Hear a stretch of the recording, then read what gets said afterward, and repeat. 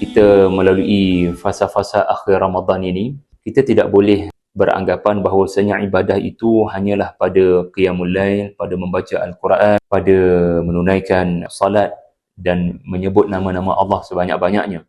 Adalah juga ibadah apabila kita bekerja di pejabat ataupun kita melakukan mesyuarat, di mana ibadah ini bukan hanya terbatas pada waktu dan tempat tertentu. Dan kita akan banyak belajar sebenarnya daripada kisah Nabi-Nabi. Bagaimana kisah Nabi-Nabi ini mengajar kita bahawasanya apa yang kita lakukan di pejabat, apa yang kita lakukan semasa mesyuarat, apa yang kita lakukan dengan pekerjaan sehari-hari yang kita lakukan depan laptop barangkali ataupun depan customer barangkali. Semua itu adalah ibadah yang boleh mendapat pahala dan ganjaran di sisi Allah. Amal soleh tidak hanya semata-mata solat.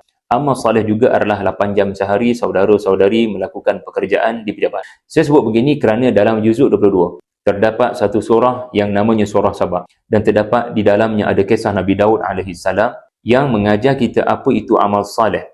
Amal soleh tidak hanya membaca Taurat, amal soleh tidak hanya membaca dan menyebut nama Allah, tetapi juga amal soleh adalah apabila kita mengukur baju setiap tentera-tentera kita untuk memastikan baju yang mereka pakai adalah baju yang selesa, uniform perang daripada besi yang selesa, dan boleh memelihara tubuh daripada bahaya pukulan pedang ataupun libasan daripada senjata musuh. Dan Allah menyebut ini merupakan amal soleh kepada kamu, wahai Nabi Daud. Allah berfirman pada ayat yang ke-11, "Ani'mal sabighatin wa qaddir fis sirr."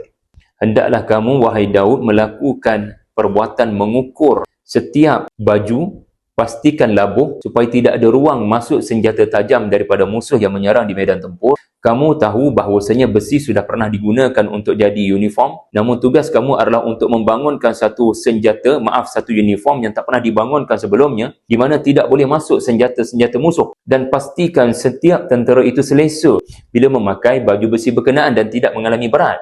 Maknanya mereka boleh kekal tangkas untuk menembak musuh dan untuk beraksi dan bersilat di medan tempur. Kemudian Allah menyebut, wa'amalu salihah. Lakukanlah amal soleh ini. Subhanallah, ini merupakan amal soleh. Melakukan sesuatu pekerjaan dengan cemerlang, penuh kompetensi, melakukan satu pekerjaan dengan sifat profesionalism, melakukan satu pekerjaan dengan step by step, membuat kayu ukur, membuat ukuran bila due date, bila nak mula, step 2 bila, step 3 bila, one by one, step by step. Semua ini adalah amal soleh. Inni bima ta'amaluna basir. Dan amal soleh ini pula bukan hanya profesionalism, tetapi integriti, di mana mempercayai yang Allah sentiasa melihat. Menarik, kalau ini kisah Nabi Daud, tuan-tuan lihat kisah Nabi Sulaiman, di mana Nabi Sulaiman alaihissalam diperintahkan Allah untuk menggunakan jin bagi membina masjid, bagi membina tamathil, iaitulah patung-patung, bagi membina ruang-ruang makan, dapur-dapur, gelas-gelas, cawan-cawan gergasi,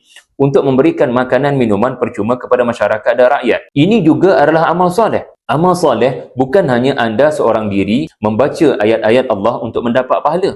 Sebab kadang-kadang kita tak ada masa untuk membaca Al-Quran, tetapi kita ada masa untuk mengamalkan Al-Quran, untuk mengangkat martabat rakyat dan kebajikan mereka. Sebab apa yang dilakukan oleh Nabi Sulaiman ini adalah kebajikan.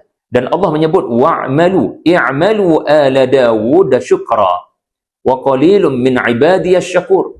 Maka Sulaiman dan bala tentera Sulaiman, hendaklah kamu beramal sebagaimana keluarga Daud. Artinya beramal dengan amal soleh. Rupanya adalah suatu amal soleh bila anda memikirkan ada rakyat ke tak makan lagi, ada rakyat ke yang tak dapat lagi ubat-ubatan, ada rakyat ke lagi yang belum lagi rasa seronok dapat solat di maharib. Berfikir untuk kepentingan masyarakat. Wa qalilun min ibadiyas syakur. Artinya amal soleh ini bukan hanya ibadat khususiyah, tetapi juga menggunakan potensi diri kita, menggunakan potensi diri kita pada tempatnya. Ini adalah makna syakur, bersyukur dengan nikmat yang Allah Ta'ala beri. Guna potensi anda, kelebihan anda, kepakaran anda pada tempat yang boleh membantu organisasi anda memberikan makna dan jasa kepada umat. Barakallahu fikum.